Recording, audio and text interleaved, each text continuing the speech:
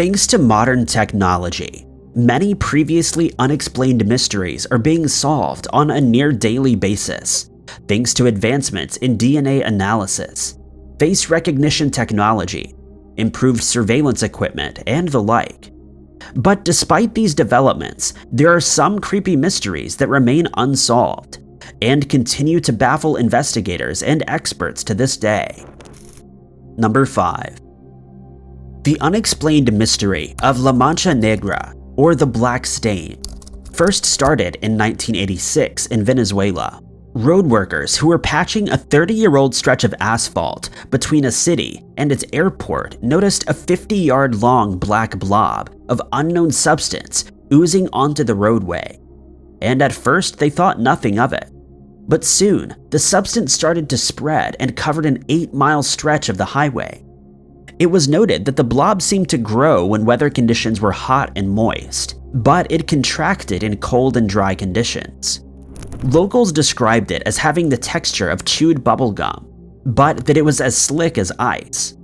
The roadway became unsafe for drivers, many of whom crashed into each other or skidded off the road. The Venezuelan Ministry of Transport and Communications stated that they believed it to be composed of dust, oil, and other organic or synthetic materials, but had no explanation for its origins. The Sunday Telegraph stated in 2001 that a report indicated that it may be made up of old engine oil and brake fluid, but that it was impossible to tell where it came from or how to remove it from the road. Many people believe that this is the result of inferior asphalt being used, but the Ministry of Transport and Communication has confirmed that this is not the result of the asphalt's composition.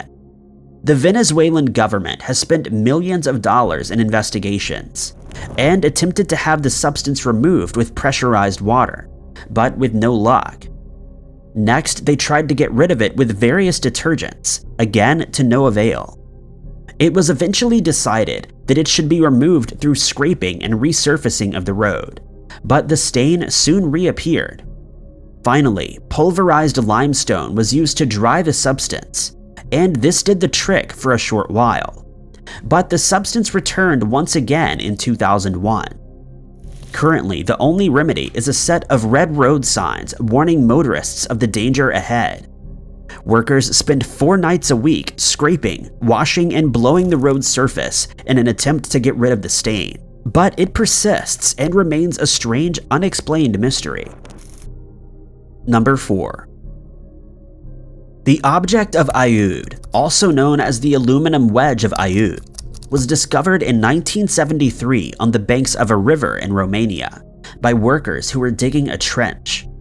It was found under about 35 feet of sand, but what it was discovered alongside is what has kept archaeologists baffled ever since. At the same time that the wedge was discovered, a set of mastodon bones were unearthed in the same spot. Given that the wedge is made up of mostly aluminum, which was only produced for the first time around 200 years ago, it has left experts with many unanswered questions. When the item, which measures 7.8 inches in length, 4.9 inches in width, and 2.8 inches in thickness was dated, it was found to be about 10,000 years old, from approximately the same time that mastodons went extinct. It also was covered in a thick layer of oxide, which is at least 300 to 400 years old.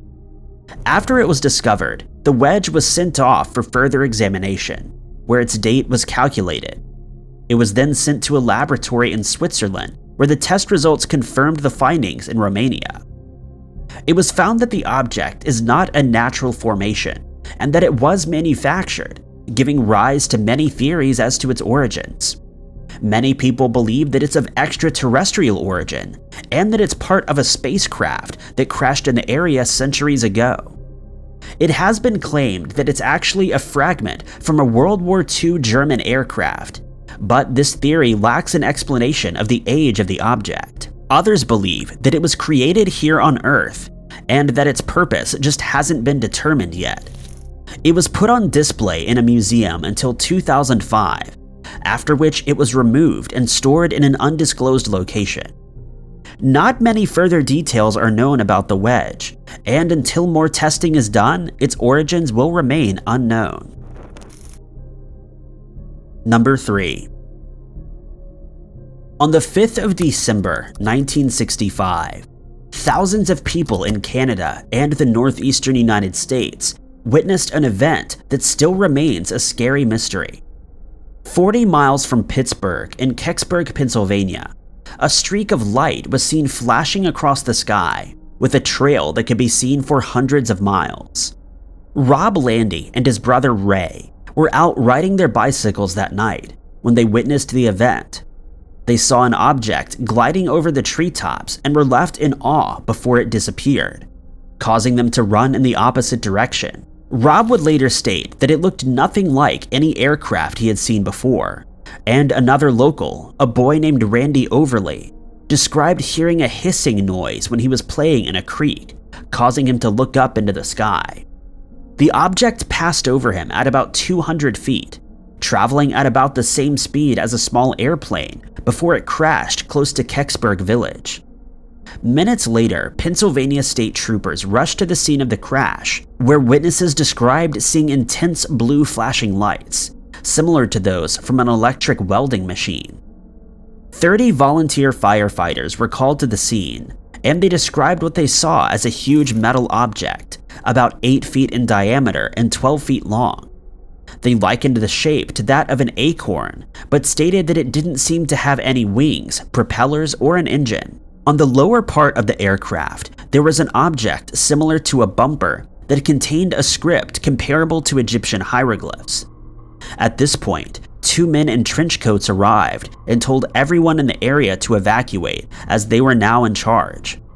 Soon, the area was filled with military personnel, and a flatbed truck was seen leaving the area with the object on board. This was confirmed by Michael Rambacher, an Air Force security officer who was told to guard the object until after it was removed. He described it as not of this world. NASA claimed in 2005 that it was in fact a satellite that had crashed, but this was found to be false when a study was conducted by one of NASA's own scientists of the orbital analysis of all man-made objects orbiting the Earth at the time.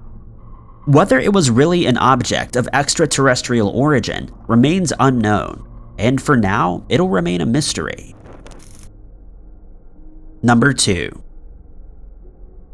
The mysterious disappearance of Trevelyan Evans, a 52-year-old woman from Wales, occurred on the 16th of June, 1990. Trevelyan had been away on vacation with her husband, Richard, where he was working on renovations to their holiday cottage. Trevelyan returned home on the 13th of June and went back to work at her shop called Attic Antiques. 3 days later, she opened her shop at 9:30 a.m. after parking her blue Ford Escort Estate about 200 yards away. Many of her friends later state that they'd stopped in at the shop, and Trevelyan seemed to be in good spirits, even making plans to go out later that evening. Later that day, at around 12:40 p.m., she left the shop, leaving a note on the door that said she would return in about 2 minutes. Witnesses would state that they saw her talking to a smartly dressed man shortly before she left, but he has never been identified. At around 1 p.m., she bought an apple and a banana and was spotted while crossing Castle Street. A banana peel was later found in our shop, and it's believed that she went back there at some point. The last confirmed sighting of Trevelyan was at 2:30 p.m. near her house, which is on Market Street. 5 minutes later, a woman matching her description was seen on the A5 walking away from town. At 3:45, another possible sighting occurred when a woman who looked like her was seen walking onto Park Avenue. It was never confirmed whether the last 2 sightings were of Trevelyan, and Detective Chief Inspector Colin Edwards later stated that it is the strangest investigation that he's ever been involved with. The officers who worked on the case at the time have all retired, and it's unlikely that there will be more investigations done, though it remains an open missing person case. Richard remained hopeful that he would find answers to his wife's disappearance, but he passed away in 2014, and it remains an unsolved mystery. Number 1. On the 1st of October 2003, Felipe Santos was driving to work with his two brothers in Naples, Florida, when they were involved in a minor accident with another vehicle. Stephen Calkins, a police officer with the Collier County Sheriff's Department, was called out to the scene where Santos confessed that he didn't have a driver's license or insurance. Calkins issued a citation for reckless driving and escorted Santos to the back of his car. Santos's boss, upon hearing of his arrest, contacted the county jail to post his bail, but he was told that Santos wasn't there and that he was never booked. Calkins later stated that he decided to give Santos a break and dropped him off at a local Circle K store instead of taking him in. Santos's family filed a missing person report and searched for him, but their efforts were in vain and he was never seen or heard from again. Then on the 12th of January 2004, 27-year-old Terrence Williams drove to a party despite having a suspended license. The following day, his roommate noticed that he hadn't returned home, and he informed Williams' mother, Marcia, that he was missing. Marcia knew that Williams wouldn't leave without informing his family, and she started searching for him. She filed a missing person report, and soon after, a family member found his white Cadillac, which had been towed after it was abandoned at a local cemetery. The tow ticket was signed by Officer Stephen Calkins. Cemetery staff would later reveal that they witnessed Calkins pat Williams down before placing him in the back of his patrol car. He then approached them to ask if he could leave the Cadillac in the cemetery's parking lot, and he returned to move the car to the side of the road 15 minutes later. The car keys were found on the ground beside the vehicle. Calkins denied arresting Williams and having his car towed, but when the cemetery staff's statements were revealed, he changed his story and said that after pulling him over because his vehicle seemed distressed, Williams had asked for a ride to his job at the Circle K store. He claims he agreed and dropped Williams off, but no one has ever seen him since that day.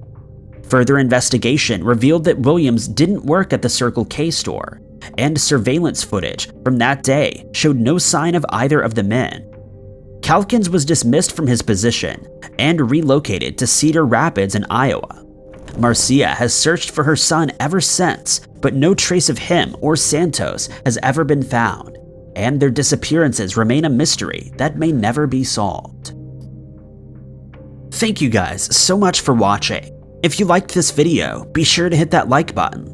Also, don't forget to subscribe and click that notification bell to keep up to date with all of our future uploads.